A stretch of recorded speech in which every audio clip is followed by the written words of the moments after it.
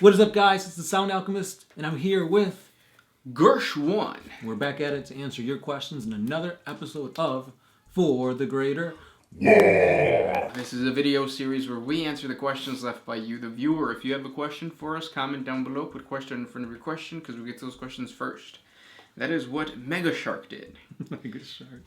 What do you think is a greater threat to an Imperial planet? A Genestealer cult or a Chaos cult? And who do you think would win if they fought each other? This is a really good question because I could easily think of strengths, weaknesses, and overall just like a huge battle going on in my head, which would actually be a very good grimdark battles. But the one I think would come out on top would have to be Chaos. I agree. Yep. You should still make one of these episodes though, because that would be badass. That would be. Why do you say Chaos? 2 reasons. 1, demons. I feel like demons would be a huge help against any Genestealer cult. And 2, they're going to be more, I feel in my opinion, they're more brutal than Genestealer cults. Where Genestealer cults kind of go in there and they kind of invade under the shadows. Chaos is in your face. They're going to butcher you. They're going to make you use all your lifelines, essentially. And then they're going to hit you with that killing blow. Yeah. I think that Genestealer cult would be too slow. Yeah. They'll, let's say if it's an already established Genestealer cult, then they'll have more of a threat. But they're basically using the weaponry that they're taking from whatever civilization they're in. So again, you've got Chaos, which has warp abilities and demons and machines of war. Whereas Genestealer cults, they're like Imperial Guardsmen. Pretty much. Yeah, the Planetary Defense Force, basically. Unless they call in a Tyranid strike force. But by then, the Shadow of the Warp would have showed up, all that kind of stuff. Yeah. Situational, but Chaos got it. Yeah. Next one. This one's by Robert Bennett. How many minifigures do you need to actually make an army? So, it depends. Yeah. So for Grey Knights, you can get away with what, 20 models? I think at one point I had 15 models on the table.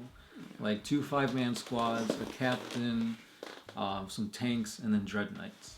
Now if you play something like Orcs, you could still do that. You can bring in a Gorgonaut, Morgonaut, or a Stampa, which is 1,000 points of nothingness. But in order to be effective, you need boys. And you need 100 models of boys. So yeah, literally one squad of just boys can outnumber the whole army of Grey Knights. Or Adeptus Custodes for that matter. Yep. Yeah. And at this point in the game, it's really mostly hordes. Hordes, yeah. So quantity will take out quality most of the time. Yep. Yeah, I guess. Next question comes from Defool06. Was there a Space Marine that have died of old age? Can they die of old age? Yes, they can die of old age, right? Yeah, I think was a salamander that was just stuck in a drifting battle barge for millennia, and when they found him, he was still alive, but I think soon after he died of old age. Yeah. Yeah, but the whole thing is that a Space Marine, just like an orc, will not make it to old age. They will die before because they are angels of death. Basically, they fight. That's what they were born to do, or created to do. Because a Space Marine is not born; it's created. Anyways, next question. Katana. What happens to the populace of an Imperial planet when a system is invaded? Do they evacuate? Do they conscript everyone? Or do they just hide in bunkers? And then what do the elites of this Hive City do during orbital bombardment when they live on the top spires? So they have bunkers that they go underneath. The high, or the planetary governors and the people who are high up usually hide. But no, an Imperial planet would always fight. They have planetary defense forces. Very rarely do they ever go into bunkers, and if they do, it's because those bunkers are underground fortresses. Yeah, fortresses. So think of an upside down Hive City pretty much. Yeah, so on the planet of Calth, that's what happened to the Ultramarines there. They went underneath to the bunkers because the ground level was completely destroyed by Lorgar or some word bearer creating a warp storm that completely wiped out the atmosphere. So you couldn't live on the surface of Calth.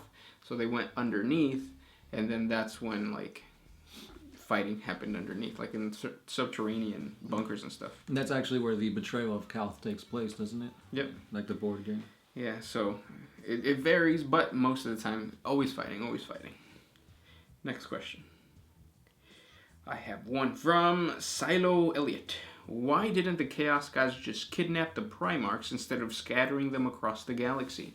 Because it's chaotic. So chaos is not organized. The most organized Chaos God would be Tzeentch, and even he plots just to plot and schemes just to scheme. So like, they're not as, I guess, like, they're not widely, no, they're just like weird plots. He's not organized, basically. That's what I'm trying to say. Right. There's so much going on that he's just like, oh, this plot. Oh, that plot. Oh, wait, this plot goes into this plot. Mm-hmm. What am I scheming now? Yeah. He knows. He just doesn't know. Exactly. Because it's chaotic. DeFool06. Is Sean Bean a perpetual? I've seen him die numerous times, and yet he still lives. Who's Sean Bean? He's the actor who played Ned Stark. Pretty much the running gag is that he dies in like all his movies. Yeah. Yeah. He's a perpetual in our hearts. Yeah. I saw an interview with Jimmy Fallon, I think it was, and he's a weird well, then again, Jimmy Fallon's just a bad interviewer, right? Or maybe that's his thing. That he's bad at interviewing people. He's just a bad person altogether. I don't know why he's there. He laughs at his own jokes and stuff. That's what makes him funny. Does it though? I laugh at my own jokes. Yeah, but because I think they're funny. That's why I say them. But you're not being watched by thousands. Oh wait, we are. Are we Jimmy Fallon? Next question. Nagrazel. In which episode did someone ask how to name your orc boss? Do you remember the orc name? Nope. Don't remember. I don't remember that ever happening. But if you want to, well, we have the orc codex now, so you can just name your orc whatever you have there. Or if you have the kill team rule thing, there's a bunch of orc names there. There's also a bunch of orc name generators online. Worst comes to worst, just gutter something out, and that's the name.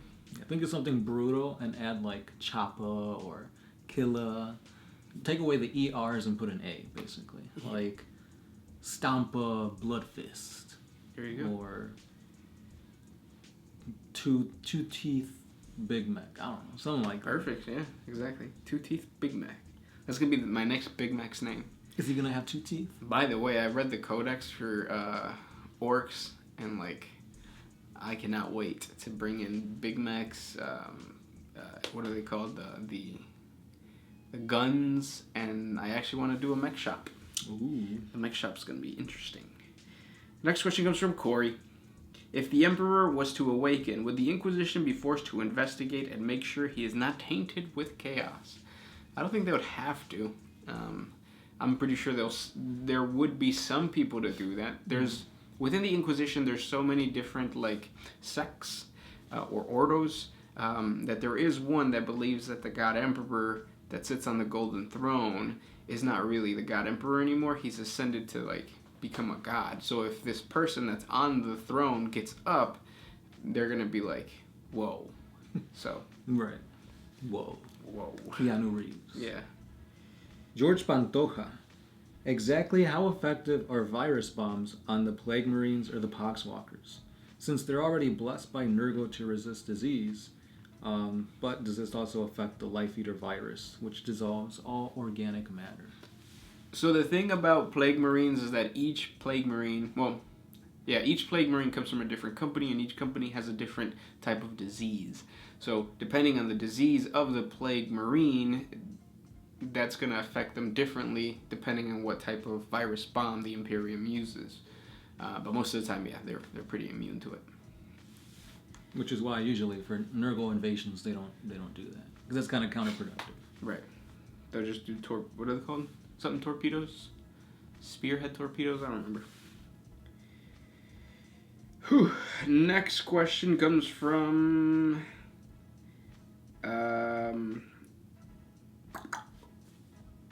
Original 109.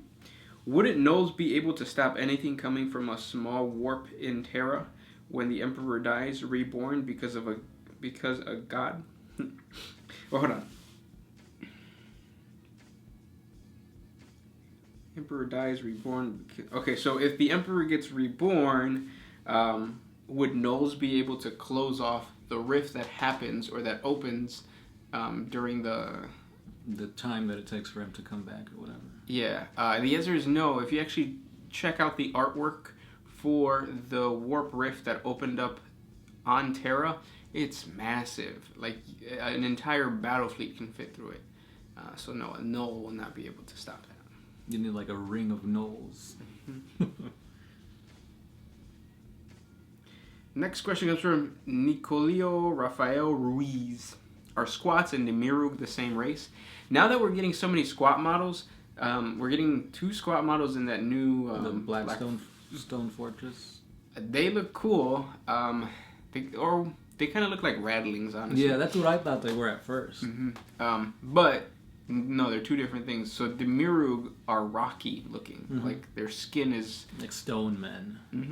And they're short, and I think aren't they like psychically? Yeah, I think they've got like touched by the warp or something. Yeah. So no, they're different things. Similar but different. Yep. We created a 40 facts on the Demiurg and the squats together because at the time of creating that video, GW hadn't come out with all the squat information. They retconned the old squat information, and yeah. Christopher asks, is it possible for the Imperium to recover Chaos-tainted planets? If so, how? I mean, once Chaos has taken over a planet, it's done for. Exterminatus. That's the only way to reclaim it. Unless there's an Inquisitor that's like, gets it when it's barely bubbling or whatever. But then usually the Inquisitor is corrupted. Yeah. Because that's what 40K is all about. And those were the questions for today. Thank you for sending those questions our way. If you guys have more questions for us, comment down below. We do this 4 times a week? A day? Technically, we do. Right. But yeah, comment down below. Don't forget we have 2 or 3 giveaways going on right now, depending on when you watch this and depending on when we put out our videos. But you can win some awesome 1,000 Suns if you check out our Horrible Realities of Sorcerer of Tzeentch. And then we also have, what's the other one? Daily Life on Cadia. Yep. You can win some Tempestus Scions to build some Kazarkin.